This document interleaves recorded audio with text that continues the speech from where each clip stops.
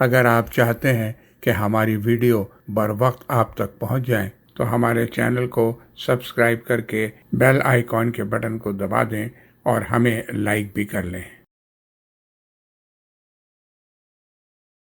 نحمدہ و نصلی علی رسول الکریم والحمد للہ رب العالمین۔ آج ہمارا QSC کا سیشن ہے اور اس میں مسئلہ وحدت الوجود اور وحدت الشہود کے بارے میں فیصل اسلم صاحب اس کے بارے میں کچھ روشنی ڈالیں گے۔ تو فیصل اسلم صاحب بسم اللہ کریں۔ الحمدللہ رب العالمین والصلاة والسلام علی محمد الامین۔ فاعوذ باللہ من الشیطان الرجیم، بسم اللہ الرحمن الرحیم۔ یہ جس ٹاپک پہ آج گفتگو کے لیے حکم کیا گیا ہے، یہ فلسفہ وحدت الوجود اور فلسفہ وحدت الشہود، یہ کوئی آسان ٹاپک نہیں ہے اور اس کو سمجھنا بھی آسان نہیں اور سمجھانا تو بالکل بھی آسان نہیں ہے، اور میں ویسے بھی کچھ ہیزیٹیٹ کرتا رہا ہوں۔ یہ بھی میں عرض کر دوں کہ ظاہر ہے میں کوئی نہ عالم دین ہوں نہ میں استاد ہوں، میں تو ایک یہ بائی چانس جسے کہتے ہیں، ایک ادارے میں ایک یعنی کوئی استاد اویلیبل نہیں تھے تو وہاں پڑھانا شروع کیا، اور اس کے بعد یہ کلاس جو ہے یہ آن لائن ہو گئی، تو اس کا سلسلہ ریکارڈنگ کا شروع ہو گیا اور اب یہ اس کو سوشل میڈیا پہ بھی چڑھانا شروع کر دیا، تو اس لحاظ سے ظاہر ہے چیزیں بعض اوقات بہت سینسٹیو ہو جاتی ہیں۔ تو یہ میں نے ابتدا میں اس کی آپ کو بتا دیا کہ میں آپ کو ظاہر ہے جس ٹاپک پہ بھی جو بھی گفتگو ہم یہاں کرتے ہیں اس میں وہ ہوتا ہے کہ میں اپنی سمجھ کے حساب سے جو میں سمجھا ہوں وہ میں یہاں بیان کرنے کی کوشش کرتا ہوں۔ اس میں اگر کوئی غلط بات ہوتی ہے تو اس کی آپ لوگ تصحیح بھی کر دیتے ہیں، اور ایک دوسرے کے ساتھ مل کے ہمیں سمجھنے اور سیکھنے کا موقع ملتا رہتا ہے۔ دوسری بات ابتدا میں ہی میں یہ بتا دوں کہ اس ٹاپک سے متعلق ہماری آج کی گفتگو کے 3 حصے ہوں گے۔ پہلے حصے میں ہم یہ کوشش کریں گے کہ فلسفہ وحدت الوجود اور وحدت الشہود یہ ہے کیا، اس کو یعنی بہت ہی آسان زبان میں کس طرح سمجھا جا سکتا ہے، بیان کیا جا سکتا ہے۔ اور آسان زبان سے مراد یہ ہے کہ زیادہ جو اصطلاحات ہیں، جو بہت ہی الجھ گھیر چیزیں ہیں، ان سے ایک طرح سے قطع نظر کرتے ہوئے بالکل ایک عام آدمی کی سطح پر کس طرح اس کو سمجھا جا سکتا ہے۔ اور اس طرح عام آدمی کی سطح میں اس لیے کہہ رہا ہوں کہ میں نے خود چونکہ ایک بالکل عام آدمی کی سطح پر اس کو سمجھنے کی کوشش کی، اور جو کچھ میں سمجھا ہوں پہلے حصے میں ہم اس کو بیان کریں گے کہ یہ ہے کیا، یعنی وحدت الوجود کیا چیز ہے اور وحدت الشہود کیا چیز ہے، ان کا آپس میں کیا تعلق ہے۔ پہلا حصہ یہ ہوگا۔ دوسرے حصے میں ہم تھوڑا سا اس کا یعنی مختصر طور پر اس کا تاریخی پس منظر جو ہے اس کو بیان کریں گے کہ اس کو جو بعض لوگ مثال کے طور پہ یونان کے فلسفے کے ساتھ جوڑنے کی کوشش کرتے ہیں، یا ہندوانہ جو چیزیں ہیں مثلا آواگون ہے، اس طرح کی چیزیں، یا اپنشد میں جو چیزیں ملتی ہیں، یا ہندوؤں کے دوسرے لٹریچر میں جو چیزیں ملتی ہیں، ان سے کیا چکر کیا چیز ہے اس کا۔ خاص طور پہ توجہ، چونکہ میں فلسفے کے ساتھ تھوڑی سی دلچسپی رکھتا ہوں تو میں فلسفے کے حوالے سے بتاؤں گا، اور اس کی ابتدا بھی اصلاً وہیں سے اس طرح کی چیزوں کی، میں اس کی ابتدا نہیں کہہ رہا ہوں، اس طرح کی چیزوں کی ابتدا چونکہ وہاں سے ہوئی ہے، تو دوسرے حصے میں تھوڑا سا ہم اس کا تاریخی پس منظر سمجھنے کی کوشش کریں گے کہ فلسفے کے ساتھ اس کو کیوں جوڑا جاتا ہے، اور اسی میں یہ بات بھی زیر بحث آ جائے گی کہ پھر یہ لوگ جو ہمارے ہاں بزرگ ہیں، صوفی جو متصوف بزرگ ہیں، متصوف علماء آپ کہہ لیں، وہ کیوں اس بات کو اچھا نہیں سمجھتے کہ اس کو فلسفے کے ساتھ یعنی کیا چیز ہے جس پر پردہ ڈالنا چاہتے ہیں۔ دوسرا حصہ یہ ہو، اور پھر تیسرے حصے میں وہ بھی مختصراً ہم یہ دیکھیں گے کہ قرآن و سنت کا جو پیش کردہ توحید کا نظریہ ہے، اس کے ساتھ اس کا کسی حد تک کیا تقابلی جائزہ لیا جا سکتا ہے، اور اس تیسرے حصے میں یہ چیز بھی بحث میں زیر بحث آ جائے گی کہ بھئی اگر ہم مثال کے طور پہ بالکل ابرپٹلی اگر یہ کہہ دیں کہ نہیں یہ تو قرآن و حدیث کے مثال کے طور پہ متصادم ایک چیز ہے، خلاف ایک چیز ہے، یا قرآن و سنت سے متعلق نہیں ہے، یہ دو الگ چیزیں ہیں نا، ایک تو یہ کہ اس سے متصادم ہے اور دوسرا یہ کہ مطابقت نہیں رکھتی.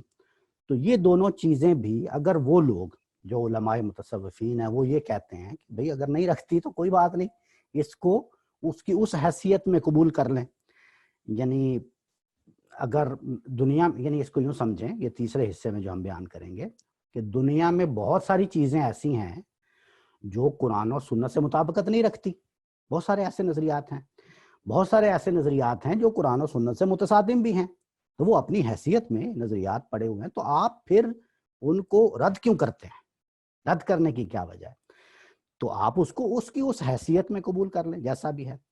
لیکن ہمارے ہاں جو بزرگ ہیں، یعنی دین کے جو سچے طالب علم ہیں، سچے علماء ہیں، وہ اس کے باوجود کیا وجہ ہے کہ اس نظریے کو رد کرتے ہیں؟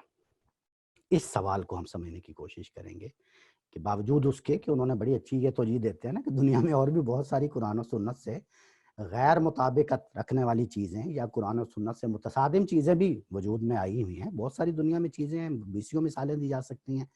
تو ان کو اسی طرح اس کو بھی آپ قبول کر لیں. تو یہ تین ہماری گفتگو کے حصے ہوں گے. اس میں ظاہر ہے بہت سارے سوالات نکلتے جائیں گے، اور گفتگو میں اس دوران میں اگر آپ کا کوئی سوال بھی ہوگا تو آپ ہینڈ ریز کر سکتے ہیں، اور پھر یہ جب ان میوٹ کر کے آپ سوال کر سے شریک ہو سکتے ہیں اس میں. اور اس ترتیب سے میں اس کو بات کو بیان کروں گا تاکہ اس کی وضاحت ہو جائے. تو پہلا حصہ جیسا کہ میں نے عرض کیا، اس میں جو بنیادی بات سمجھنے والی ہے سادہ الفاظ میں کہ یہ وحدت الوجود کیا چیز ہے اور پھر وحدت الشہود کیا چیز ہے، اور ان دونوں کے وجود میں آنے کا باعث کیا چیز ہے. تو وحدت الوجود جو ہے اس کو آپ سادہ آسان زبان میں یوں سمجھے، وحدت کا مطلب ہوتا ہے یعنی ایک کرنا. جیسے ہم کہتے ہیں نا وحدت المسلمین، یعنی مسلمانوں کی وحدت کہتے ہیں نا، یونٹی. تو وحدت الوجود، وجود کی وحدت، وحدت الوجود یعنی وجود کی وحدت، وجود کا یکتا ہونا، وجود کا ایک ہونا، یہ تو اس کا لغوی معنی ہے. تو کیا مطلب اس کا وجود کا ایک ہونا؟ اس میں ہوتا یہ ہے کہ اس نظریے کے مطابق وجود ایک ہے اور وہ ذات باری تعالیٰ کا ہے.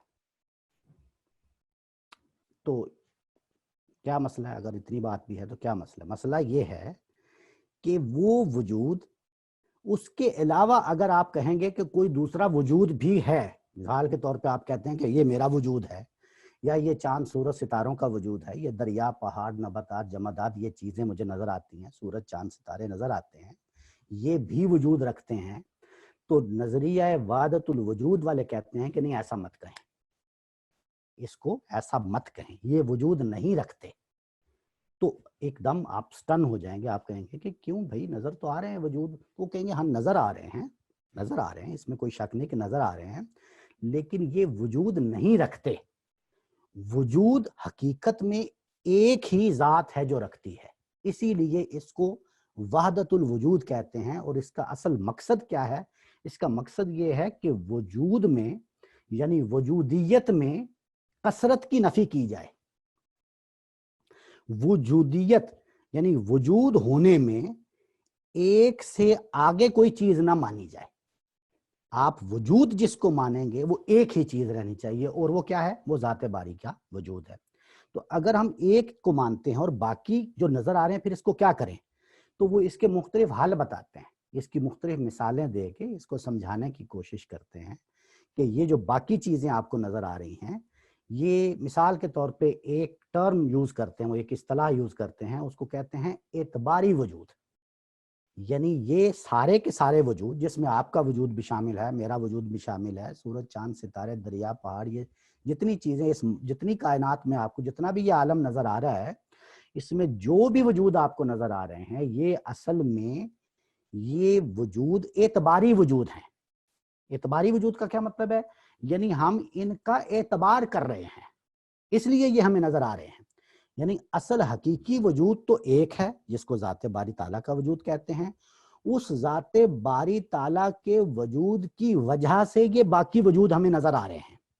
یہاں تک بھی سمجھ آ گئی بات کی کہ اس کے اعتبار سے ہم ان وجود کو بھی کنسیو کر رہے ہیں, سمجھ سکتے ہیں. تو اب یہاں تک کلیئر ہو گیا. لیکن اب پرابلم یہاں آ گئی کہ اس کی وجہ سے کیسے. یعنی ایک وجود اللہ کا وجود ہے, ایک وجود یہاں مثال کے طور پر اس عالم کا وجود ہے. تو اس عالم کے وجود کو میں کیسے سمجھوں کہ یہ اللہ کے وجود کی وجہ سے مجھے یہ عالم کا وجود نظر آ رہا ہے. یعنی اگر میں اس بات کو مان بھی لوں تو سمجھوں کیسے. تو اس کو پھر وہ تھوڑا سا سمجھانے کے لیے ان کے جو بڑے بزرگ ہیں انہوں نے مختلف یعنی ادوار میں مختلف نظریات پیش کیے ہیں. ان کو عام طور پہ تنزلات کے نظریات کہا جاتا ہے. تنزلات کا مطلب یہ ہے, تنزل کا لفظ تو آپ کو پتہ ہے نا, تنزل اختیار کرنا یعنی نیچے اترنا. جس طرح آپ نازل کہتے ہیں نا, تو تنزل کا مطلب ہے نیچے اترنا. تو وہ کہتے ہیں کہ یہ تنزلات ہیں جس کے ذریعے سے وہ ذات جو ذات حقیقی وجود رکھتی ہے وہ ذات ان تنزلات کے ذریعے سے تعینات قبول کرتی ہے. یہ ہم آگے چل کے دیکھتے ہیں یہ تعینات کا کیا مطلب ہے اور تعینات قبول کیسے کرتی ہے. ان چیزوں کو ہم تھوڑا آگے چل کے دیکھتے ہیں.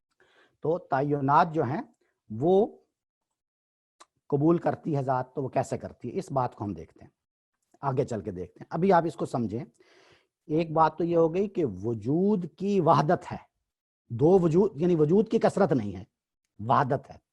اور اس وحدت میں جب وحدت کو آپ مان لیتے ہیں تو باقی جو وجود ہے, باقی عالم کا جو وجود ہے وہ کیسے آپ کس طرح اس مسئلے کو کیسے حل کریں گے. تو اس میں وہ بتاتے ہیں کہ اصل میں یہ تنزلات کا ایک عقیدہ ایک نظریہ پیش ہوتا ہے. یہ مختلف ادوار میں نے عرض کیا کہ مختلف لوگ پیش کرتے رہے ہیں. اس میں مثال کے طور پہ بہت ابتدا میں 4 تنزلات تھے, پھر جب واضح طور پہ متعین تعداد میں آئے تو پھر یہ 5 جس کو تنزلات خمسہ کہتے ہیں 5 تنزلات کی شکل میں سامنے آیا. اور پھر بعد کے دور میں جس کو ہم شیخ اکبر کہتے ہیں محی الدین ابن عربی, انہوں نے اس کو تنزلات 6 کے یعنی اس 6 تنزلات کی صورت میں پیش کیا. اس میں بہت ساری چیزیں آپ کو جانتے ہیں, اس میں تفصیلات میں نہیں جانا چاہتا, لیکن ایک بالکل ایک گلمپس دینے کے لیے میں آپ کو بتاتا ہوں. جو آپ نے الفاظ سنے ہیں نا, احدیت اور وحدت اور وحدانیت, یہ ایک طرح سے آپ سمجھیں کہ یہ مختلف درجات ہیں یا مختلف تنزلات ہیں, اور یہ مختلف ادوار میں مختلف رہے ہیں. تو ہم اصل میں فوکس کرتے ہیں شیخ اکبر جو محی الدین ابن عربی کا جو نقطہ نظر ہے, انہوں نے جو تنزلات 6 پیش کیے ہیں وہ اس کی بھی میں بہت زیادہ ٹیکنیکلٹیز میں نہیں جانا چاہتا. میں چاہتا ہوں کہ اس مسئلے کو ہم سادہ الفاظ میں سمجھنے کی کوشش کریں کہ یہ ہے کیا, وہ کیا سمجھانا کیا چاہتے ہیں. اور میں یہ بھی عرض کر دوں کہ پہلے اور دوسرے حصے کی جو گفتگو ہوگی اس میں پازیٹیو گفتگو کروں گا. جو وہ کہتے ہیں پوری دیانتداری کے ساتھ جو میں سمجھاؤں اس طرح میں بیان کروں, تاکہ اس میں کوئی آخری حصے میں پھر ہم دیکھیں گے کہ دوسرے لوگ جو اس کو رد کرتے ہیں وہ ان کا کیا موقف ہے. تو وہ یہ کہتے ہیں کہ ذات جو ہے یہ ایک مرتبے میں ہے, اس مرتبے کو کہتے ہیں مرتبہ لاہوت. مرتبہ یہ اصل میں مرتبہ ایسا ہے جس کو لا تعین کا مرتبہ کہتے ہیں, لاہوت کا مرتبہ کہتے ہیں. یعنی اس میں ذات کوئی تعین قبول نہیں کرتی. یعنی اس مرتبے میں یہ جو مرتبہ ہے, مرتبہ لا تعین کا یا مرتبہ لاہوت کا, آپ نے وہ شعر سنا ہے نا کہ اے طائر لاہوتی اس رزق سے موت اچھی. تو اس میں جو لفظ لاہوت ہے یہ وہی ہے, مرتبہ لاہوت.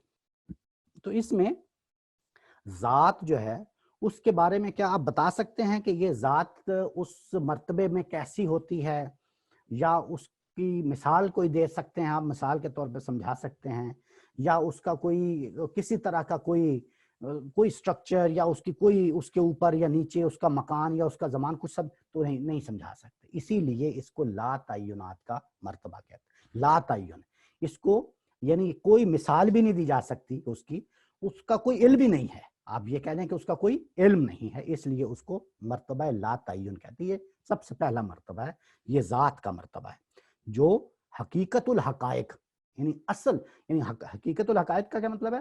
یہ جتنی دنیا میں آپ کو حقائق نظر آ رہے ہیں نا, جیسے میں حقیقت ہوں, آپ ایک حقیقت ہے, یہ سورج ایک حقیقت ہے, یہ عالم ایک حقیقت ہے, زمین ایک حقیقت ہے, چاند سورج ستارے جو چیزیں بھی آپ کو, یہ مختلف حقائق ہیں, یہ مختلف حقائق ہیں. حقیقت الحقائق کا مطلب ہے کہ ان حقائق کی حقیقت جو اصل حقیقت ہے وہ حق ہے.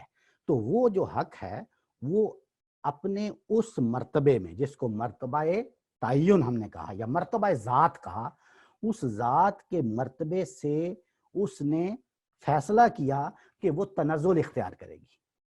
اور ہم اس تفصیل میں بھی ابھی فی الحال نہیں جا رہے کہ یہ فیصلہ اس نے کیوں کیا, لیکن اس نے یہ فیصلہ کر لیا اور اس نے تنزل اختیار کر لیا.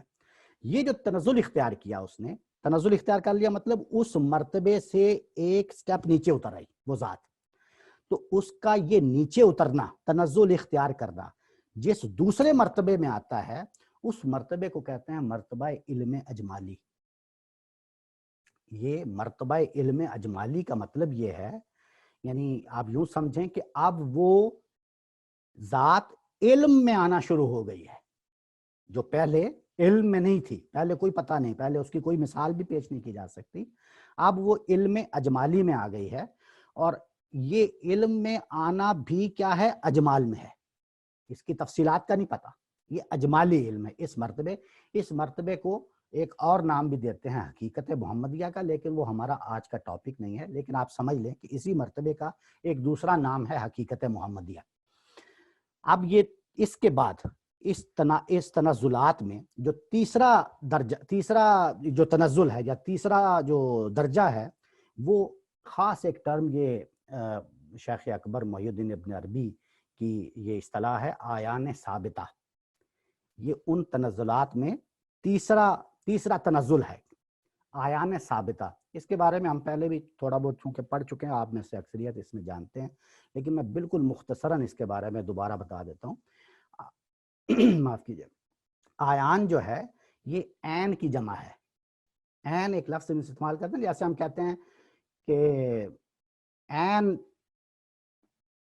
12 بجے, جیسے ایک لفظ ہم استعمال کرتے ہیں نا عین, یا یہ بالکل عین حقیقت ہے, یا یہ عین وقت پر یہ کام ہو گیا. تو یہ جو عین کا لفظ استعمال کرتے ہیں نا, یعنی جس کو آپ ایک طرح سے ایگزیکٹ کے معنی میں آپ کہہ لیں انگلش میں, آئی ڈونٹ نو اس کو انگلش میں کیا کہتے ہیں, لیکن کسی حد تک ایگزیکٹ کے معنی میں آپ کہہ لیں عین, اس کی جمع ہے آیان.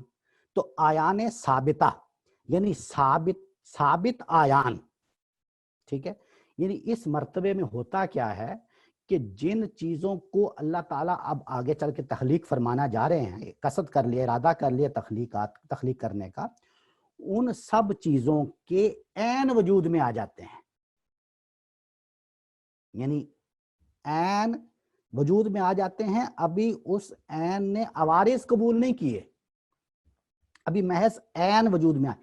اس کو آپ یوں سمجھیں کہ جیسے ایک انسان ہے نا, تو انسان کا ایک عین ہے, یعنی اس کا اس کی ایک حقیقت ہے, وہ اس کی حقیقت وجود میں آ گئی ہے. انسان نہیں وجود میں آیا, اس کی ایک حقیقت وجود میں آئی ہے ابھی, لیکن اس حقیقت نے یعنی اس عین نے عوارض قبول کرتی چلی جائے گی اور درجہ بدرجہ چل کے وہ انسان بن جائے گی. اس کی ایک عین کی ایک اور مثال میں آپ کو دیتا ہوں, میرے ذہن میں آ گئی. جیسے آپ ایک قد آدم شیشہ ہے, آئینہ, اس کے سامنے آپ کھڑے ہوتے ہیں, تو اس کے اندر آئینے کے اندر آپ کو آپ کا عکس نظر آتا ہے نا, تو وہ آپ کا عین ہوتا ہے, سمجھ گئے آپ, لیکن وہ آپ نہیں ہوتے. آپ تو آئینے کے اس طرف کھڑے ہیں, بس یہ آئینہ کوئی اور ہے. تو آئینے میں جو چیز نظر آ رہی ہے وہ باوجود اس کے سب چیزیں, جیسے آپ کی آنکھیں, آپ کا رنگ, آپ کا قد, آپ کا بال, آپ کے ہر چیز, آپ کے دو ہاتھ, ایوری تھنگ جو ہے وہ عین ہے, آپ کا عین ہے, جو آپ ہیں عین وہی ہے. یہ محض میں نے ایک مثال دینے کے لیے سمجھا ہے, لیکن وہ آپ نہیں ہیں. آپ کہاں ہیں؟ آپ یہ ہیں. تو وہ یہ کہتے ہیں کہ یہ جو ایک تیسرا درجہ ہے یا تیسرا تنزل ہے, یہاں پہ مختلف اجسام کے, مختلف اجساد کے عیان وجود میں آ جاتے ہیں. اس کو کہتے ہیں عیان ثابتہ. اس کی میرا حال اتنی تفصیل کافی حد تک آپ کو کلیئر ہو گیا ہوگا. جن چیزوں اشیاء کے عین، اشیاء کے آیان وہاں پہ موجود تخلیق پا جاتے ہیں. اس سے جو اگلا درجہ ہے اس کو کہتے ہیں عالم ارواح. اب یہاں پر اس عالم میں ارواح جو ہیں وہ جنم لیتی ہیں، روحیں، روح جس کو کہتے ہیں، روح کی جمع ہے ارواح. اب یہاں پہ یہ ارواح بن گئی ہیں لیکن یہ ہیں بہت بسیط حالت میں، سمجھ گئے آپ. لیکن عالم ارواح اس سے آپ سب لوگ اچھی طرح واقف ہیں. اس کے بعد کا مرتبہ ہے مرتبہ عالم مثال. اس میں کیا ہوتا ہے کہ عالم ارواح جو تھا وہاں پہ چیزیں مفرد ہیں، یعنی مرکب نہیں ہوئی، ٹھیک ہے. اور یہاں پہ آ کے یعنی عالم مثال میں اب چیزیں مرکب ہونا شروع ہو گئی ہیں. آپ یوں سمجھیں کہ اب آپ مثال سے اب یوں سمجھ لیں کہ اب آپ اس کی مثال دے سکتے ہیں کہ یہ ایسی چیز ہے جیسی یہ، جیسے ہم کہتے ہیں نا تشبیہ دینا. اب ایسی چیزیں وجود میں آنا شروع ہو گئی ہیں. یعنی ایک طرح سے آپ یوں سمجھیں کہ جو آیان ثابتہ میں جو مرتبہ تھا انہوں نے کچھ حوادث قبول کرنے شروع کر دیے اور یہاں پہ آ کے وہ عالم مثال میں بن گئے. اور پھر اس کے بعد کا جو مرتبہ ہے اس کو کہتے ہیں عالم اجسام. یعنی اب جسم وجود میں آنے شروع ہو گئے، ٹھیک ہے. اب جسم وجود میں آنے شروع ہو گئے. اور پھر یہ جو تنزلات ہیں، 6 تنزلات میں نے آپ کو گنا دیے. اس کے بعد جو 7واں مرتبہ ہے اس میں آپ اس عالم کو دیکھتے ہیں، اس کائنات کو. حضرت انسان بھی تخلیق ہو گئے اور پھر یہ پورا عالم جو بھی آپ دیکھتے ہیں. تو یہاں پر جو چیز ہے وہ یہ ہے کہ یہ جو تنزلات ہیں، یہ جو سارے درجے ہیں یا مختلف مرتبے ہیں، ان مراتب میں وہ کیا ایک چیز کامن ہے جو ان سب مرتبوں میں، وہ کیا چیز ہے؟ وہ ذات ہے.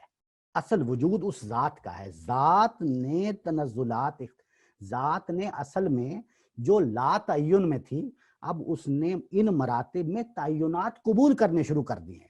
یہ اس کے تعینات ہیں کہ اب وہ عالم ارواح میں ایک تعین قبول کر رہی ہے، اب عالم اجسام میں ایک تعین قبول کر رہی ہے، اور اس کے بعد آخری یعنی 7ویں مرتبے میں ایک طرح سے عالم کا تعین قبول کر رہی ہے. تو وہ ذات ہی ہے جس نے یہ تعینات قبول کر لی ہیں. یہ اصل میں چیز کیا ہے؟ اس ساری چیز میں جو سمجھنے والی چیز ہے وہ یہ ہے کہ یہ جو اب ساری چیزیں اب آپ کو نظر آتی ہیں، انسان اور یہ باقی جتنا بھی عالم نظر آتا ہے، یہ عالم اصل میں کوئی حقیقی وجود نہیں رکھتا. یہ تو اصل میں جو حقیقی وجود رکھتی ہے نا ذات، اس ذات کے تعینات ہیں. اس لیے یہ چیز ہمیں نظر آتی ہے. اب وہ آپ کو یاد ہوگا ابھی پچھلے دنوں ہم نے مسجد قرطبہ کا مطالعہ کیا تو اس میں تھا نا کہ جس سے بناتی ہے ذات اپنی قبائے صفات. اس کا پہلا مصرع کیا تھا؟ سلسلہ روز و شب تارے حریر دو رنگ. یہ میں نے اس میں بھی کافی تفصیل سے سمجھایا تھا. تارے حریر دو رنگ. تار کا مطلب کیا ہے؟ دھاگا. حریر کا مطلب ریشم. ریشم کا دھاگا جس کے رنگ کتنے ہیں؟ 2. تو اس میں جو بات سمجھانے کی کوشش وہ یہ ہے کہ یعنی کثرت جو ہے وہ دھاگے کو ہے یا رنگ کو؟ کثرت رنگ کو حاصل ہے نا، کیونکہ رنگ 2 ہیں، دھاگا ایک ہے. تو وحدت ہے دھاگے کی، کثرت کس چیز کی ہے؟ رنگ کی. تو کہنے کا مطلب یہ ہے کہ جو ذات ہے، ذات وہ اپنے شعون کا اظہار کرتی ہے.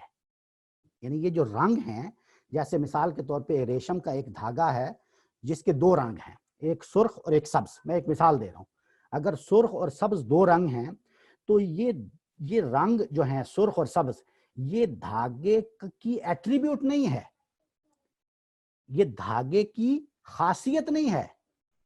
دھاگے کی خاصیت بے رنگ ہے، رنگ اس کی صفت ہے، یہ اس کی ایڈجیکٹو ہے. یہ بات آپ فالو کر رہے ہیں نا؟ یہ بالکل ایسے ہی ہے کہ جیسے ذات جو ہے وہ بے رنگ ہے. آپ نے ایک لفظ بہت سنا ہوگا، تصوف میں استعمال ہوتا ہے، ذات بے چگوں. ذات بے چگوں یعنی بے رنگ ذات.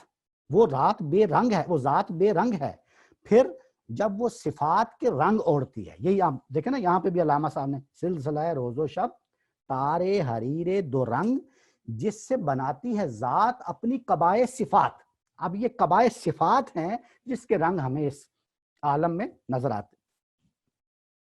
تو یہاں پہ جو بات سمجھنے کی تھی وہ یہ تھی کہ وحدت الوجود جو ہے اس میں وجود کی وحدت ماننا ہے. اگر وجود کی کثرت ہو گئی، یعنی اگر آپ نے یہ کہہ دیا کہ بھائی وہ بھی وجود رکھتا ہے اور اس کے علاوہ بھی کوئی چیز وجود رکھتی ہے، تو اب یہ آپ اس نظریے کے خلاف ہو گئی. اب یہ چیز جو ہے یہ ٹھیک نہیں رہی، اس میں خرابی پیدا ہو گئی. یعنی اب آپ نے وجود میں کثرت مان لی. اس لیے اس کے یعنی وہ ہے نا، غالب کہتا ہے کہ جاروب لا بیار کے این شرک فی الوجود، جاروب لا بیار کہ این شرک فی الوجود با گرد فرش و سینہ با ایوان بر ابرست، یعنی برابر است. یعنی یہ کہ وجود ہمارا جو ہے وہ اس میں اگر یہ بات آ گئی ہے کہ میں بھی وجود رکھتا ہوں، اگر یہ بات آپ نے یہ مان لی کہ میں بھی ایک وجود رکھتا ہوں، تو غالب کہتے ہیں کہ پھر جاروب لا بیار کہ جھاڑو جو ہے نا، جھاڑو لا کا جھاڑو لے کے آؤ، لا الہ الا ہے نا، اس کا لا ہے یہ کہ جاروب لا بیار کہ جھاڑو لے کے آؤ لا کا، اور اس کے ساتھ یہ گرد جو ہے یہ صاف کرو. اگر یہ صاف نہیں کرو گے تو این شرک فی الوجود، یہ شرک فی الوجود. اب آپ نے وجود میں کیا کر لیا ہے؟ شرک. آپ یہ نہیں کہہ سکتے کہ وجود وہ بھی ہے اور وجود میں بھی ہے. آپ کو لازمی ماننا ہے کہ وجود حقیقی ایک ہی ہے. باقی جو چیزیں مجھے نظر آ رہی ہیں وہ اصل میں اعتباری وجود ہیں، وہ اس کے اعتبار سے مجھے یعنی نظر آ رہی ہیں. یہ وحدت الوجود کا نظریہ سادہ الفاظ میں، یعنی سادہ ترین الفاظ میں انفیکٹ میں آپ کو یہ اسی طرح سمجھا سکتا تھا. اس میں نے کوئی اصطلاحات جو یعنی سوائے اس کے تنزلات کے اور کوئی بہت ہی مشکل ہیں یہ، جو اگر آپ مثال کے طور پہ جو ان کی جو کتب ہیں، میں نے بھی براہ راست تو ظاہر ہے ان کا مطالعہ نہیں کیا، لیکن جتنی چیزیں بھی ان کے اقتصابات پڑھے ہیں یا جو چیزیں بھی یعنی ایک یوں سمجھیں کہ تھوڑی تھوڑی کر کے پڑھی ہیں، اس میں بڑی بڑی چیزیں میں آپ کو بتاتا ہوں. مثال کے طور پہ منصور حلاج کا نام آپ نے سنا ہوگا. منصور حلاج جن کے بارے میں یہ مشہور ہے کہ وہ انا الحق کا نعرہ جنہوں نے لگایا تھا، وہ اصل میں آپ جانتے ہیں یہ بھی ایک رائے ہے کہ وہ حسین ابن منصور حلاج کی بات ہے، یعنی ان کے بیٹے کی بات ہے. ان کی کتاب ہے جو التوسین کے نام سے، اس میں بہت ابتدائی چیزیں ہیں جو، لیکن جو سب سے زیادہ قوی اور سب سے زیادہ آپ یوں سمجھیں کہ تصوف میں ایک بائبل کی سی حیثیت رکھتی ہے، وہ کتاب ہے ابو اسماعیل ہروی کی. یہ ابو اسماعیل ہروی ہیں جنہوں نے سب سے یہ ایک طرح سے ان چیزوں کے یعنی علمی طور پر یہ ان کے یعنی ایک طرح سے بانی سمجھے جاتے ہیں. ان کی کتاب کو سب سے زیادہ، یہ امہات کتب میں سے ہے، ان کا نام ہے منازل السائرین.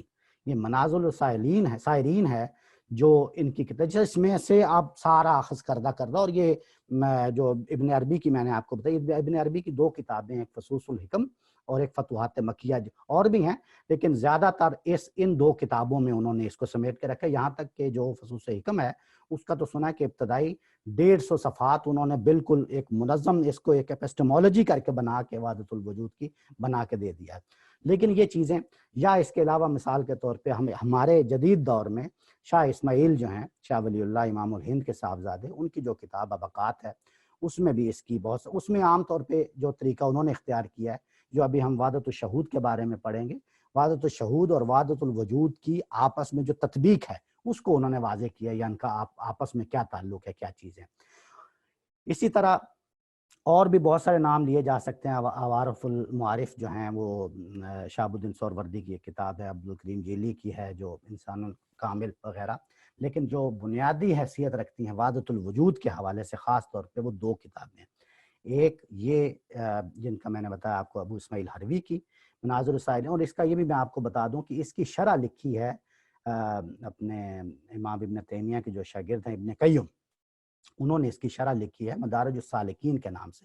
یہ جو کتاب ہے یعنی یہ منازل السائلین، بہت چھوٹی کتاب ہے، چھوٹا سا سمجھ لیں 40-50 صفحوں کی کتاب ہے، لیکن وہ جو انہوں نے شرح لکھی ہے وہ کئی 100 صفحات پہ مبنی کتاب ہے. اور وہ اصل چیز ہے، وہ ہم اس آج کی گفتگو کے تیسرے حصے میں تھوڑی سی اس کی بھی بات کریں گے۔ ابھی آپ نے سمجھ لیا کہ یہ وحدت الوجود کا جو نظریہ ہے وہ کیا ہے، کہ ذات ہے جس نے یہ تنزلات اختیار کیے ہیں، اور اس کے 7ویں درجے پہ یہ عالم ہے، یہ اس کے تنزلات کے نتیجے میں نظر آنے والی چیز ہے۔ اصل میں وہ ذات یا وجود اس کا ہے، یہ سارے وجود جو ہیں نہیں ہیں۔ یہ بالکل ایسے ہی ہے کہ جیسے آپ سراب دیکھتے ہیں نا، سراب، تو سراب میں آپ کو کیا چیز نظر آتی ہے؟ پانی، لیکن پانی ہوتا نہیں ہے۔ تو ایک چیز جو آپ کو نظر آ رہی ہے لیکن ہوتی نہیں ہے، یہ بالکل اسی طرح ہے۔ وہ کہتے ہیں کہ یہ جو چیزیں آپ کو نظر آ رہی ہیں، انکلوڈنگ انسان، انکلوڈنگ یہ عالم، ہر چیز یہ نظر آ رہی ہیں لیکن حقیقت میں نہیں ہے۔ بالکل ویسے ہی جس طرح آپ کو سراب نظر آ رہا تھا لیکن پانی نہیں تھا۔ تو یہ چیز ہے، یہ اعتباری وجود ہے۔ لہذا ان سب وجود، یعنی وجود کی نفی کرنی ہے، وجود کی کثرت نہیں کرنی ہے۔ اگر کثرت کریں گے تو پھر شرک فی الوجود ہو جائے گا ان الفاظ میں جن کا میں نے ابھی بتایا۔ دوسرا جو نظریہ ہے وہ ہے وحدت الشہود کا، اور وحدت الشہود کا مطلب یہ ہے، وحدت کا تو مطلب وہی جو میں نے آپ کو عرض کیا، ایک، ٹھیک ہے۔ شہود کا مطلب ہے دکھائی دینا، دکھائی دینے والی چیز، ٹھیک ہے نا۔ یہ شہود جو ہے، یہ آپ یوں سمجھیں کہ شاہدہ جو ہے نا، شاہد، جس کو شاہد کہتے ہیں دیکھنے والے کو، تو شہود اس کا ایک طرح سے شہود یعنی جو چیز دیکھی جا رہی ہو۔ تو وحدت الشہود کا مطلب ہے کہ مشاہدے میں ایک ہونا۔ وہاں پہ کیا تھا؟ وجود میں ایک ہونا۔ یہاں کیا ہے؟ مشاہدے میں ایک ہونا۔ یہ اصل میں اس کی بھی بہت ساری تفصیل ہے، لیکن میں اس میں جائے بغیر آپ کو مختصراً بتا دیتا ہوں کہ یہ جو وحدت الوجود کا نظریہ جب یعنی پروان چڑھا، یہ پروان کیوں چڑھا یہ میں ابھی اس کے دوسرے حصے میں آپ کو بتاتا ہوں، لیکن یہ چڑھ گیا پروان، اور اس کے کچھ خرابیاں بھی پیدا ہونی شروع ہو گئیں، اس کے بہت سارے نتائج خراب بھی ہونے شروع ہو گئے۔ مثال کے طور پہ لوگوں نے، خاص طور پہ یہ ہمارے ہندوستان میں جب مغلیہ دور تھا تو اس میں کیا ہوا کہ لوگوں نے یہ وہ مراقبے کرنے شروع کر دیے، اور وہ منازل طے کرنی شروع کر دیں، اور اس میں پھر درجات جو ہیں وہ بلند سے بلند تر ہوتے چلے گئے۔ تو انہوں نے ایک یہ کام آیا کہ وہ آپ کو یعنی فنا فی اللہ ہو گئے۔ یہ فنا کا تو آپ جانتے ہیں نا، فنا کے سمجھا جاتا ہے کہ فنا جو ہے اس کے 3 درجات ہیں۔ پہلا درجہ ہے فنا کا، اس کو ایک طرح سے علمی درجہ ہے، فنا علمی، فنا فی العلم کہہ لیں۔ اس میں ہوتا یہ ہے کہ آپ جو مناہی ہیں ان کو ترک کر دیتے ہیں۔ مناہی سمجھتے ہیں نا، امر بالمعروف و نہی عن المنکر، یہ ہے نا۔ تو نہی عن المنکر جو ہے، آپ منکر کی نہیں کر دیتے ہیں، جتنے بھی مناہی ہیں ان کو آپ ترک کر دیتے ہیں، یعنی جن سے روکا گیا ہے شریعت میں اس سے آپ ہٹ جاتے ہیں، اور جو اوامر ہیں ان کی تعمیل میں ڈوب جاتے ہیں۔ یہ اوامر کی تعمیل میں ڈوب جانا، اس کو کہتے ہیں فنا۔ یہ فنا کا پہلا درجہ ہے۔ یعنی یہ کلیئر ہو گئی یہ بات، آئی ہوپ کہ میں اس کا مزید بتاؤں۔ فنا کا پہلا درجہ کیا ہے کہ شریعت جس کو کہتی ہے نا کہ مناہی کو ترک کر دیں، امر بالمعروف اور نہی عن المنکر کا دوسرا ہے نہی عن المنکر۔ تو جو منکرات ہیں، منکرات کیا چیز ہیں؟ مناہی، ان کو آپ ترک کر دیں، ٹھیک ہے، اور اوامر کو کی تعمیل میں ڈوب جائیں، آپ شریعت کے احکامات میں ڈوب۔ یہ پہلا درجہ ہے کس کا؟ فنا کا۔ دوسرا درجہ جو ہے وہ ہے کہ آپ عبادات میں، یعنی ان اوامر میں سے جو عبادات ہیں، ان اوامر میں عبادات بھی ہیں، اخلاقیات بھی ہیں، ایمانیات بھی ہیں، ایسا ہی ہے نا۔ ان اوامر میں عبادات بھی ہیں، ایمانیات بھی ہیں، اخلاقیات بھی ہیں، لیکن ان میں جو عبادات ہیں ان عبادات میں اتنا ڈوب جائیں کہ عبادت کرتے کرتے فنا فی ذات ہو جائیں۔ یہ بات آپ سمجھے؟ کہ آپ نے سنا نا، رانجھا رانجھا کر دینی میں آپ پہ ہی رانجھا ہوئی، رانجھا رانجھا کر دینی میں آپ پہ ہی رانجھا ہوئی، سدو نی مینو دیدو رانجھا ہیر نہ آکھو کوئی۔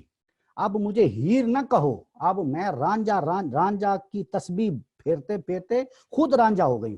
تو آپ اللہ اللہ اللہ اللہ کرتے اللہ کی عبادت میں اتنے مستغرق ہو گئے ہیں کہ آپ اللہ کی ذات میں فنا ہو گئے ہیں، یعنی آپ اس کی ذات میں ڈوب گئے، وہی ہے اب آپ کے لیے سب کچھ۔ اور تیسرا درجہ جو فنا کا ہے وہ ہے کہ خود اپنے آپ کو عین خدا سمجھ لینا۔ یہ کیسے ہوتا ہے؟ یہ ایسے ہوتا ہے کہ جب آپ یہ آپ سن لیں آپ ذرا، اس میں تھوڑا سا چونکہ مغالطہ ہو سکتا ہے. اس میں یہی وہ چیز ہے اصل میں جو ہم لوگ جب باہر بیٹھ کے پھر اس کو رد کرتے ہیں کہ لا الہ الا اللہ محمد انا للہ و انا الیہ راجعون، یہ کیا مطلب کہ اپنے آپ کو عین خدا سمجھیے، تو بہت بڑا شرک ہے نو ڈاؤٹ. تو اس کو وہ کیسے بتاتے ہیں؟ وہ بتاتے ہیں کہ نہیں ہم خدا نہیں سمجھ رہے، ہم کرتے کیا ہیں؟ وہ کرتے یہ ہیں کہ وہ مثال کے طور پہ آپ اس کو ذرا ان کی جگہ پہ بیٹھ کے پہلے سمجھیں. وہ یہ کہہ رہے ہیں کہ ہم نے عبادت شروع کی، ٹھیک ہے، جب عبادت میں اتنا ڈوب گئے اپنے مراقبوں میں اور اپنی عبادات میں اتنا ڈوب جاتے ہیں کہ ہم خارج کی ہر چیز کی نفی ہونا شروع ہو گئی. نفی ہونا سے مراد مطلب یہ ہے کہ اب خارج کی چیزوں کی وہ اہمیت نہیں رہی. خارج کا مطلب دنیا، تو دنیا کی چیزوں کی نفی ہونا شروع ہو گئی. تو نفی ہوتے ہوتے ہوتے ہر چیز کا درجہ ہے نا، جیسے علم ہے، دولت ہے، عقل ہے، لوگ رشتہ دار ہیں وغیرہ وغیرہ، ہر چیز کی نفی ہو رہی ہے. تو دنیا کی نفی ہوتے ہوتے ہوتے اتنی نفی ہو جاتی ہے، نفی میں اتنا یعنی وہ آگے چلے جاتے ہیں کہ پھر وہ خود اپنی ذات کی بھی نفی کر دیتے ہیں. وہ کہتے ہیں میرا بھی کوئی مقام نہیں ہے، میری بھی کوئی حیثیت نہیں. وہ تو صحیح، ہم بھی یہی کہتے ہیں کہ حیثیت نہیں ہے، لیکن وہ اپنے وجود کی ہی نفی کر کے، اپنی ہر چیز کی نفی کر کے وہ کہتے ہیں کہ اب میں فنا فی اللہ ہو گیا ہوں. تو حقیقت کیا ہے؟ حقیقت وہ ذات ہی باقی ہے، وہی بچی ہے باقی، وہ عین خدا ہے، میں کچھ نہیں. اب سوری، میں عین خدا ہو گیا ہوں، اس کا مطلب یہ ہے کہ میں کچھ بھی نہیں رہا. یہ بات مقالطے میں اگر ڈال رہی ہو تو سوال آپ کر سکتے ہیں، لیکن اس میں سمجھنے کی چیز یہ ہے کہ وہ اتنا نفی کر دیتے ہیں، نفی کرتے کرتے کرتے اتنی نفی کر دیتے ہیں کہ خود اپنی ذات کی نفی کر دیتے ہیں. اور پھر اپنی ذات کی نفی کر دینے کا مطلب یہ نتیجہ یہ نکلتا ہے کہ وہ باقی کیا بچا؟ محض ذات خداوند. تو آپ کہتے ہیں کہ اگر میں جو کچھ بھی ہوں، جو کچھ بھی نظر آ رہا ہوں یا ہوں، جو کچھ بھی ہوں، یہ میں نہیں ہوں، میں نہیں ہوں، میرا کوئی وجود نہیں ہے. اگر کچھ ہے تو وہ ذات ہی ہے، یعنی وہ ذات باری تعالیٰ. تو اس چیز کو ہم جب باہر بیٹھ کے سمجھتے ہیں تو ہم کہتے ہیں کہ یہ عین خدا سمجھ رہے ہیں اپنے آپ کو. اسی سے وہ جو ان الحق کا نعرہ لگا تھا نا، ان الحق، تو ان الحق کو وہ کیسے واضح کرتے ہیں؟ وہ کہتے ہیں ان الحق کا مطلب ہے کہ انا الحق ہے نا، انا الحق. تو اس کا مطلب ہے جب میں کہہ رہا ہوں کہ الحق، تو میں انا کی نفی کر رہا ہوں، انا کوئی چیز باقی نہیں بچی.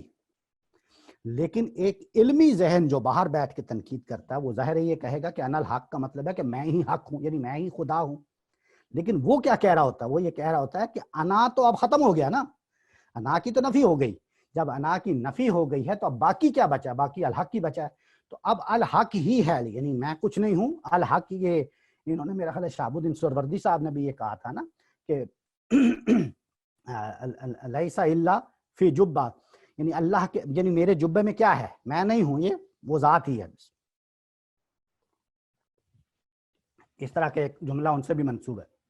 تو یہ فنا کی 3 صورتیں ہیں. یہ میں نے اس لیے بیان کر دی، یہ اصل میں بیان یہ اس لیے بیان کی ہیں کہ وحدت الشہود کے وجود میں آنے کی ضرورت کیوں پیش آئی. یہاں پہ یہ جو فنا کے یہ درجات تھے، یہ ان درجات میں بہت غلو ہونا شروع ہو گیا. اس غلو کی وجہ سے یعنی بہت اپنی حد سے تجاوزات ہونا شروع ہو گئیں، اور مثبت اور منفی دونوں قسم کی تجاوزات ہونی شروع ہو گئی. منفی تجاوزات میں ہوا کہ اگر میں یعنی عین خدا بن گیا ہوں، یعنی ان الحق کی بات اگر صحیح ہے، تو پھر سوال یہ ہے کہ پھر تو میں تو رہا نہیں، اور اگر میں نہیں رہا تو پھر میں یعنی میں کیا ہوں؟ میں تو کچھ نہیں ہوں. کہتے ہیں نا کل ما فی الکون وہم او خیال. عربی کا ایک شعر ہے، کل ما فی الکون، کون مطلب دنیا، کائنات، کون و مکان جیسے آپ کہتے ہیں نا. کل ما فی الکون وہم او خیال او عکوس فی المرایا او ضلال. یعنی یا تو یہ عکس ہیں، عکوس عکس کی جمع، فی المرایا یعنی شیشے میں، یا پھر کیا ہیں؟ یا پھر یہ سائے ہیں، یعنی ضلال، ذل کی جمع ہے. لیکن جو بات وہ کہنا چاہتے تھے، وہ کہتے تھے کہ اگر میں ایسا ہے، یعنی اصل میں جو بات یعنی ان سے منسوب ہے شیخ اکبر محی الدین عربی سے، وہ یہ ہے کہ الرب عبد والعبد رب. الرب کیوں؟ کیونکہ فنا میں وہ تیسرے درجے میں پہنچ گئے ہیں، اور تیسرے درجے میں کیا، دوسرا درجہ کیا تھا؟ فنا فی اللہ، عبادات میں اتنا ڈوب گئے ہیں کہ فنا فی اللہ. تیسرے درجے میں عبادات سے بھی اوپر کا درجہ کہ ہر چیز کی نفی کی. اب جب نفی کی تو اتنی نفی کر دی کہ اپنی بھی نفی کر دی. تو اب وہ نفی کر کے باقی کیا بچا؟ باقی تو خالی رب بچا نا. تو اب رب کے بارے میں جو شعر ہے وہ سنیں. وہ کہتے ہیں الرب عبد والعبد رب، الرب عبد والعبد رب یا لیت شعری من المکلف. سوال یہ پیدا، یہ خود ہی سوال اٹھا دیا. یہ جو غلو کرنے والے ہیں بعد والے، یہ دیکھیں کیسے غلو ہوا ہے اور کیسے یہ تجاوز ہوا ہے، تجاوزات کیسے ہوئے ہیں. یعنی یا لیت شعری من المکلف، اگر ایسا ہے کہ میں، یعنی رب عبد بن گیا ہے اور عبد رب بن گیا ہے، اگر ایسا ہو گیا ہے تو پھر میں یا اللہ جو کہتے ہو نماز پڑھو، تو پھر میں نماز کس کی پڑھوں؟ مجھے تم کہتے ہو میں روزہ رکھو، تو پھر میں روزہ کس کے لیے رکھوں؟ اگر رب ہی عبد ہے اور اگر عبد ہی رب ہے تو پھر میں یہ مکلف کس چیز کا ہوں؟ ٹھیک ہے. تو یہ ایک طرح سے غلو ہو گیا، چیزیں تجاوزات کا. پھر ان کو ایک طرح سے کمپنسیٹ کرنے کے لیے بہت ساری چیزیں اور وجود میں آئی، نہیں اس کا یہ مطلب نہیں اس سے مراد یہ نہیں، وغیرہ وغیرہ. لیکن اصل میں وحدت الشہود جو ہے وہ اس وجہ سے سامنے آیا، ان جو چیزیں جو خراب کرنے والی چیزیں تھی ان کو کاؤنٹر کرنے کے لیے، بتانے کے لیے کہ یہ کہاں کیا کر رہے ہیں آپ. تو انہوں نے پھر جو نظریہ دیا اس پر میں آپ کو بتاتا ہوں کہ وہ کیا کہتے ہیں. وہ کہتے ہیں وحدت الشہود کا مطلب یہ ہے کہ مشاہدے میں ایک نظر آنا. اس میں جو بنیادی چیز تھی وہ یہ تھی، اگر یہ وقت آج زیادہ ہو گیا تو مجھے پھر بتائیے گا کہ ہم اس کو پوسٹ پون بھی کر سکتے ہیں، اور اگر آپ کہیں گے کہ اس کو آج اس گفتگو کو مکمل کر لیں تو بھی جو بھی آپ لوگ چاہیں گے مجھے بتا دیجیے گا. تو وہ وحدت الشہود کا مطلب یہ ہے کہ مشاہدے کی وحدت. اس کا مطلب کیا ہے؟ اس کے دو مطلب ہیں. پہلا تو یہ کہ جو آپ نے یہ کہا تھا کہ وجود حقیقی اس کا ہے، اس ذات کا، اور اس کے علاوہ کوئی وجود حقیقی نہیں ہے، یہ آپ نے کہا تھا نا. تو اس میں انہوں نے بتایا کہ وجود حقیقی ایسا نہیں ہے کہ صرف وہ ذات کا ہے، ایسا نہیں ہے، بلکہ سب وجود رکھتے ہیں. عالم وجود رکھتا ہے، ذات انسانی بھی وجود رکھتی ہے، لیکن نظر نہیں آتی. سمجھے آپ بات؟ اس کی آپ مثال سمجھے. ابھی رات کا وقت ہے نا باہر، تو آسمان پر آپ کو ستارے نظر آ رہے ہیں، سینکڑوں، ہزاروں، لاکھوں کی تعداد میں ستارے ہیں. ایسا ہی ہے نا، آسمان کی طرف چہرہ کر کے دیکھیں آپ کو سینکڑوں ہزاروں ستارے نظر آئیں گے. یہ جو ستارے آپ کو نظر آ رہے ہیں یہ اپنی جگہ پہ ہیں نا، آپ ان کو رات بھر دیکھتے رہیں، رات بھر یہ اپنی جگہ پہ رہیں، نظر آئیں گے آپ کو. جو ہی سورج طلوع ہوگا تو آپ کو نظر آئیں گے؟ نہیں نظر آئیں گے. تو کیا ہوا؟ کیا ستارے اپنا وجود کھو بیٹھے؟ نہیں، ستارے موجود ہیں، اپنے وجود کے ساتھ موجود ہیں، لیکن سورج کے طلوع ہونے کے بعد اب وہ معدوم، یعنی اب وہ نظر نہیں آ رہے. اس کا مطلب یہ ہے کہ اب ان کا مشاہدہ معدوم ہو گیا ہے. مشاہدے میں ایک چیز رہ گئی ہے اور اس کا نام ہے سورج. اس لیے اس کو کہتے ہیں وحدت الشہود. وہ یہ کہتے ہیں کہ ذات باری تعالیٰ کی جو ذات ہے وہ وحدت الشہود یعنی مشاہدے میں ایک ہے، باقی چیزیں معدوم ہیں. سمجھ گئے آپ؟ باقی چیزیں، یہ باقی ساری چیزیں وہ مانتے ہیں اسی طرح کے وہ تنزلات اور ان کا سایہ اور ذل اور یہ کائنات وغیرہ وغیرہ. تو پھر انہوں نے کیا کہا؟ انہوں نے کہا الرب رب. آپ کو پہلے میں نے سنا ہے نا کہ رب و عبد و عبد رب نہیں، وہ کہتے ہیں الرب رب وانت نزل والعبد عبد وانت رقا. یعنی رب جو ہے وہ ہمیشہ رب ہی ہے، وہ خواہ جتنا مرضی تنزلات اختیار کر، جتنا مرضی نیچے اتر آئے وہ رب ہی رہے گا.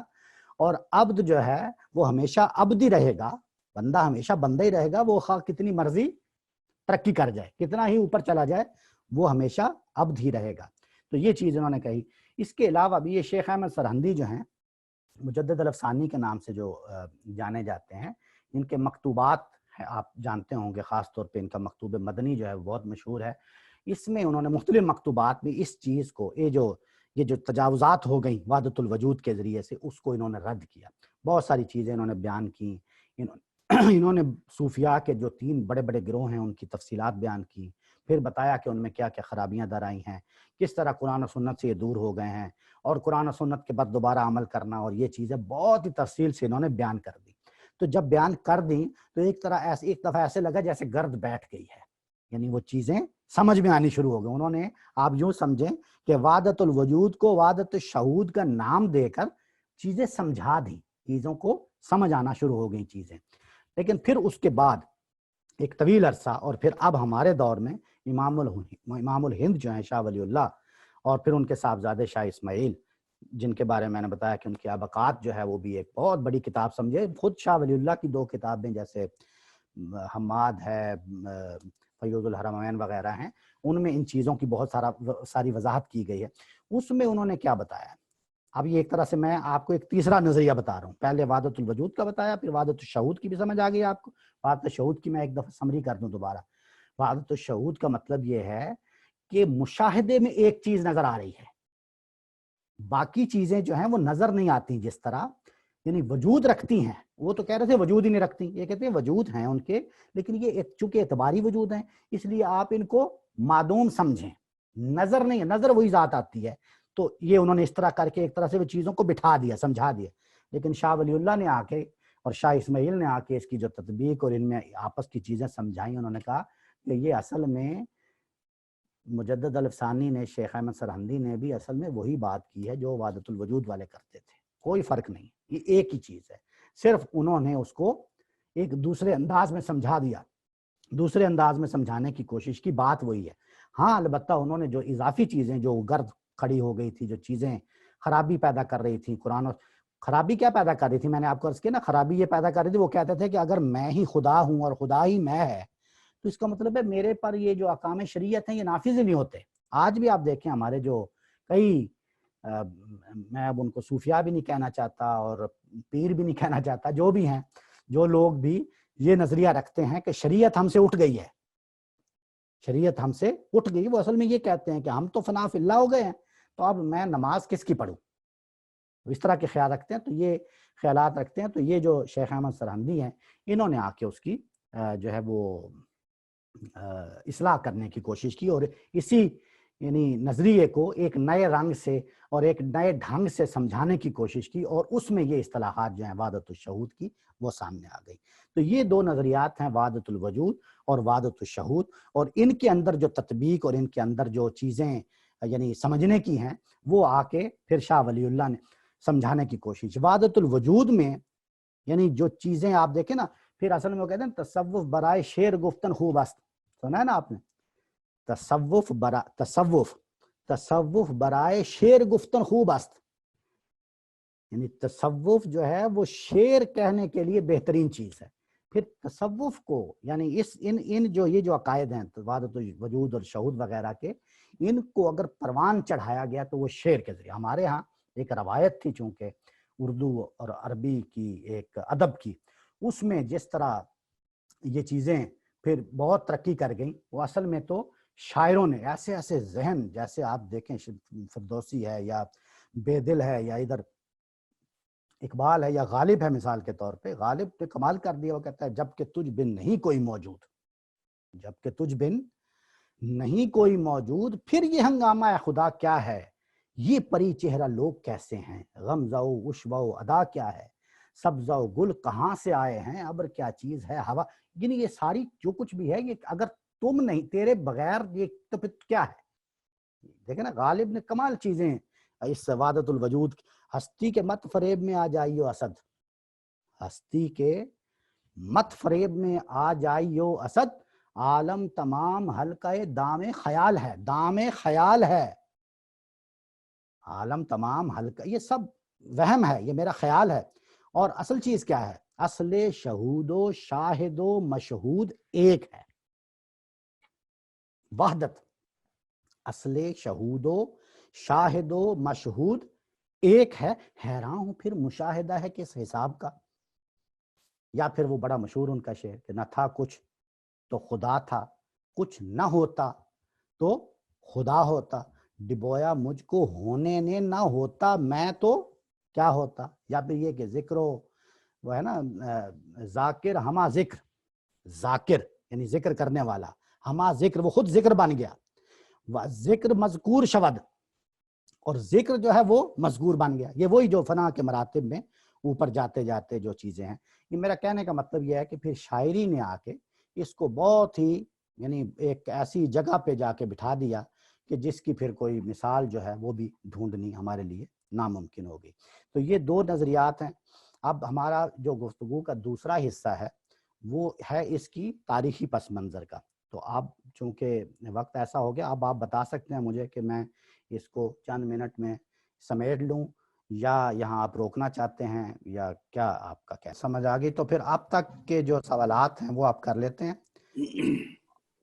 جی اپنا منیر صاحب.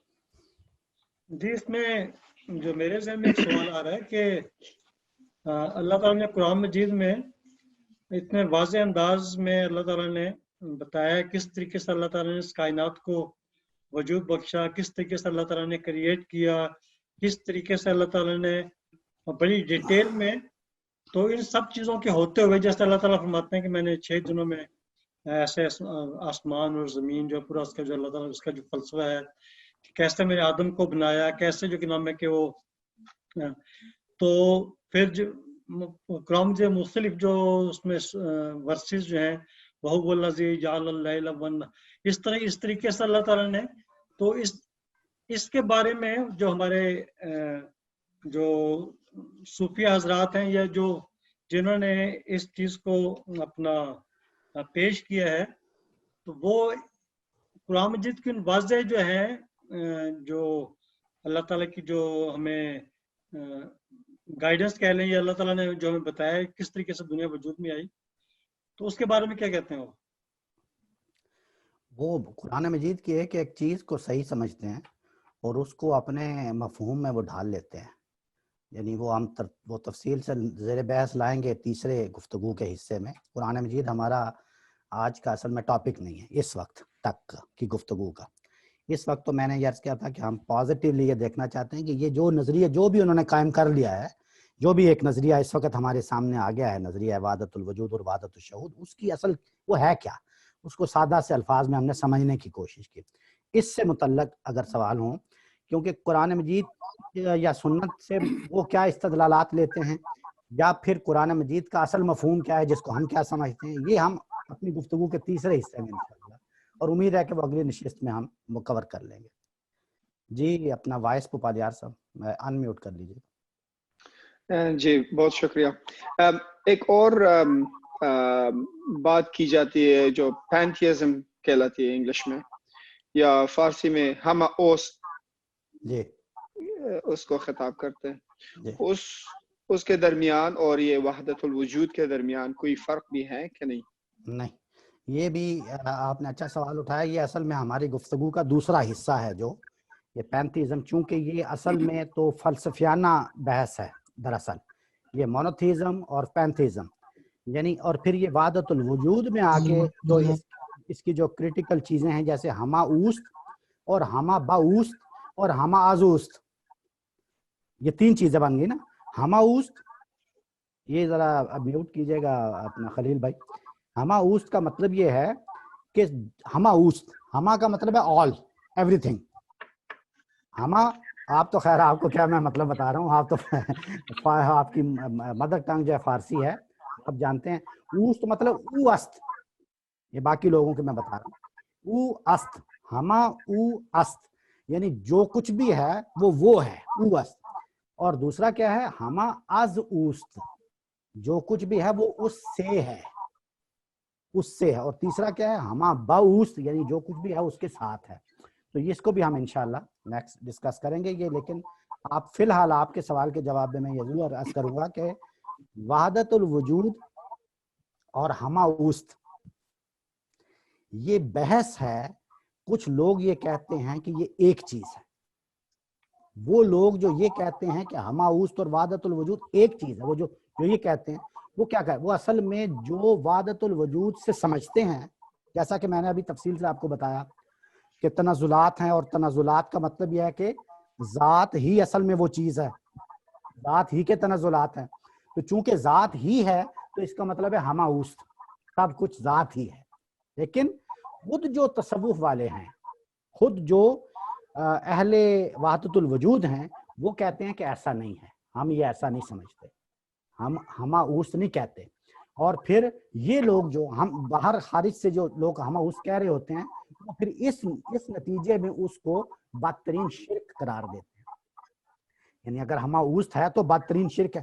وہ یہ کہتے ہیں کہ بھائی ہمہ اوست کا تو آپ نے خود اپنے آپ سے استخراج کر لیا ہے، آپ نے ہماری آراء کا استقراء کر کے نتیجہ کیا نکالا؟ ہمہ اوست. ہمہ اوست ہے ہی نہیں، ہم تو کہتے ہیں ہمہ از اوست. یا تو ہم کہتے ہیں کہ یعنی ہر چیز جو ہے وہ اس کی ہم یہ نہیں کہتے کہ ہر چیز میں وہ ہے، ہم یہ نہیں کہتے. یعنی وہ یہ کہتے ہیں کہ ہم یہ نہیں کہتے کہ اگر مثال کے طور پر تنزلات اختیار کر کے ذات جو ہے وہ عالم میں آ گئی ہے، تو اب ہم عالم کو خدا نہیں کہہ رہے.